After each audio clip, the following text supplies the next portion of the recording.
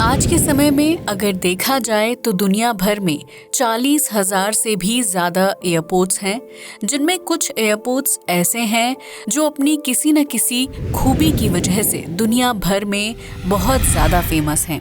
एक ऐसा ही airport Japan में भी है जो दुनिया भर में काफ़ी ज़्यादा फेमस है, क्योंकि ये एयरपोर्ट समुद्र में एक आइलैंड के ऊपर बना हुआ है। ये समुद्र में तैरता हुआ एक ऐसा अनोखा एयरपोर्ट है जो इंजीनियरिंग का एक बेमिसाल नमूना है। ये फ्लोटिंग एयरपोर्ट खास इसलिए भी है क्योंकि इसको जिस आइलैंड पर बनाया गया है उस आइलैंड को खुद इंसानों ने ही बनाया है।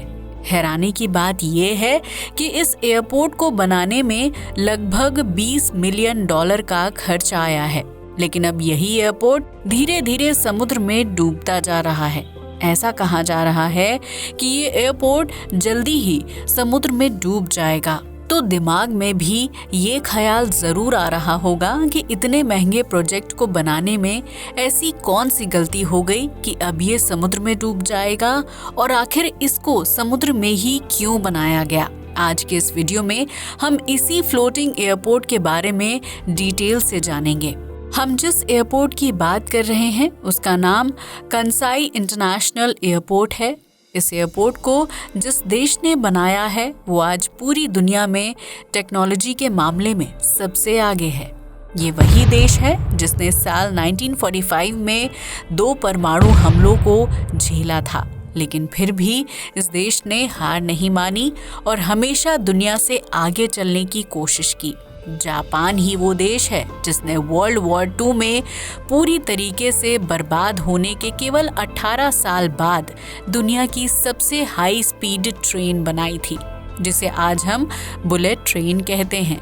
आज के समय में जापान में ऐसी टेक्नोलॉजी यूज की जाती हैं जो शायद दुनिया के और देशों में 2050 तक पहुंचे। इसलिए जापान को फ्यूचरिस्टिक कंट्री भी कहा जाता है। अब चलिए चलते हैं अपने मेन सवाल पर कि जापान का ये फ्लोटिंग एयरपोर्ट समुद्र में क्यों डूबता जा रहा है और आखिर इस एयरपोर्ट को समुद्र में ही क्यों बनाया गया।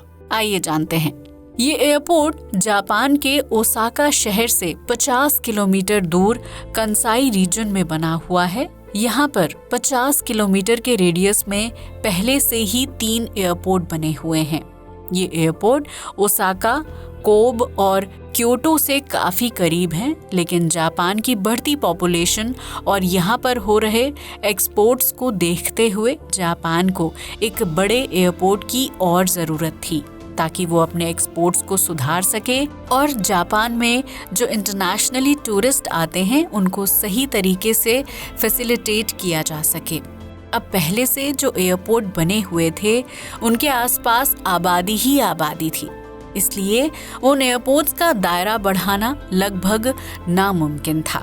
इसलिए अब जापानीज गवर्नमेंट और इंजीनियर्स जमीन पर एक नया एयरपोर्ट बनाना चाहते थे। इसलिए उन्होंने कंसाई रीजन में फार्मर्स की जमीन को टारगेट किया, लेकिन यहाँ पर भी उनको कामयाबी हासिल नहीं हुई और फार्मर्स ने अपनी जमीन को एयरपोर्ट के लिए देने से साफ मना कर दिया। तो अब इंजीनियर के पास केवल एक ही ऑप्शन था कि अब वो ओसाका बे के ऊपर एयरपोर्ट बनाएं। ओसाका बे समुद्र का एक ऐसा हिस्सा है जो लगभग 60 फीट गहरा है। इसलिए यहाँ पर एयरपोर्ट बनाने से पहले इंजीनियर्स को यहाँ पर एक आइलैंड बनाना होगा। फाइनली 1987 में इस एयरपोर्ट का कंस्ट्रक्शन शुरू हो गया। उस समय इस प्रोजेक्ट का बजट $8 बिलियन रखा गया था, लेकिन आगे प्रोजेक्ट में नए मोड़ आते गए, जिसकी वजह से इसका बजट $20 बिलियन तक पहुंच गया। अब बारी थी आइलैंड बनाने की।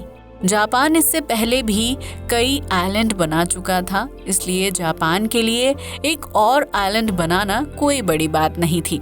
इंजीनियर्स ने ओसाका बे के ऊपर 2 आइलैंड्स डिजाइन किए हैं, जिसमें पहला आइलैंड 4 किलोमीटर लंबा और दूसरा आइलैंड 5 किलोमीटर लंबा था। ये दोनों आइलैंड एक बड़ी सी वॉल के सहारे खड़े होंगे। जैसा कि आपको पहले ही बताया था कि यहाँ पर समुद्र लगभग 60 फीट गहरा है, इसलिए इसको भरने के लिए लगभग 720 मिलियन क्यूबिक मिट्टी पहाड़ों से लाई गई। जापान ने पहले भी कई आइलैंड बनाए थे, लेकिन यहाँ पर समुद्र के बॉटम में कीचड़ सबसे अलग था और इस पर इतना बड़ा स्ट्रक्चर बनाना खतरे से खाली नहीं था, क्योंकि आगे इस पर लाखों टन वजनी हवाई जहाज लैंड करने वाले हैं। इसलिए इसकी मजबूती में कोई कमी नहीं आनी चाहिए। इंजीनियर्स ने समुद्र के बॉटम में उस जगह के कीचड़ के सैंपल लिए और उस पर काफी रिसर्च की, तो पता चला कि ये एयरपोर्ट 19 फीट नीचे धंसेगा। लेकिन यहाँ पर कुछ एक्सपर्ट्स का ये भी मानना था कि ये एयरपोर्ट 25 फीट तक नीचे धंस सकता है। कुल मिलाकर कहा जाए तो एयरपोर्ट का धंसना तो तय था। इसलिए इंजीनियर्स ने खर्चा बचाने के लिए और इस प्रोजेक्ट की लागत कम करने के लिए इसकी फाउंडेशन को 19 फीट धंसने के हिसाब से डिजाइन किया। और यही इंजीनियर्स की वो गलती थी जो इनको आज भी भुगतनी पड़ रही है। यही वो गलती थी कि आज ये फ्लोटिंग एयरपोर्ट डूबता जा रहा है। कंस्ट्रक्शन में सबसे पहला काम ओशन फ्लोर को सख्त करना था, जिसके लिए 10 lakh drilling pipe ocean floor में डाले गए और फिर इन पाइप्स को वाइब्रेट किया गया।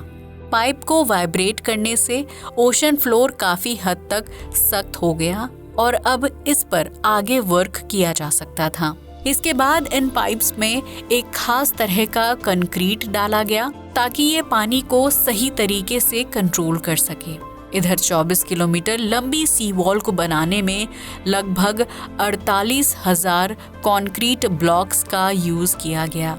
सी वॉल को एक बहुत बड़े स्टील चैम्बर में पत्थर और मलबा डालकर बनाया गया था और फिर एक स्टील चैम्बर के बीच में कंक्रीट ब्लॉक्स रखे गए।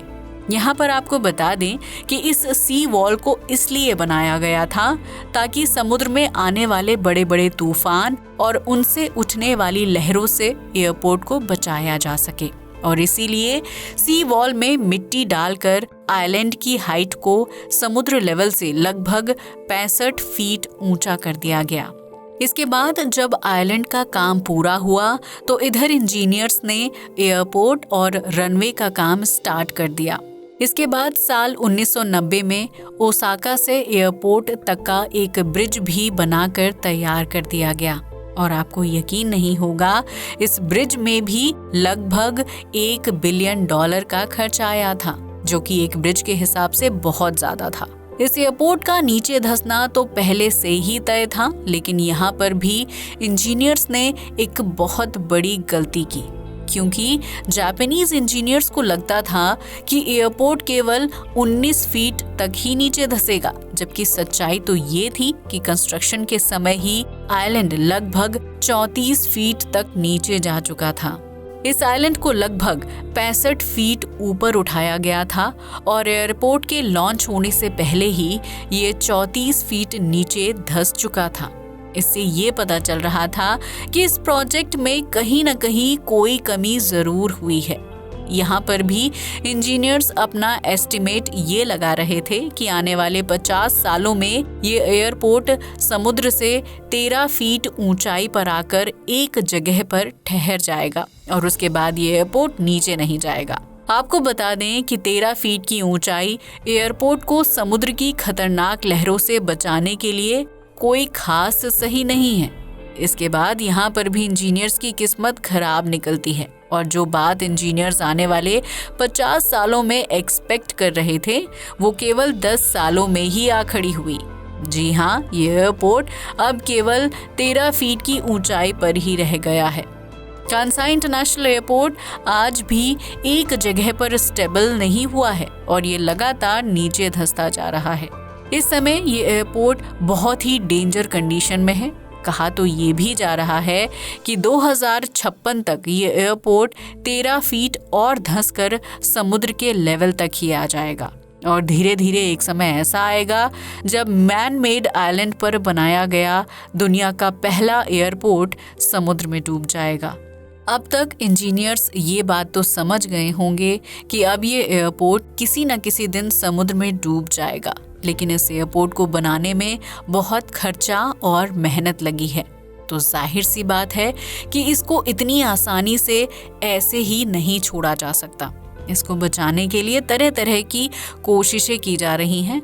इस एयरपोर्ट के आसपास जो सी वॉल है उसको आए दिन ऊंचा किया जाता है, जिसमें लगभग 150 मिलियन डॉलर खर्च हो चुके हैं। इसके अलावा एयरपोर्ट की नींव में हाइड्रोलिक जैक्स भी लगाए गए हैं, जिनको हर 2 साल में ऊंचा किया जाता है।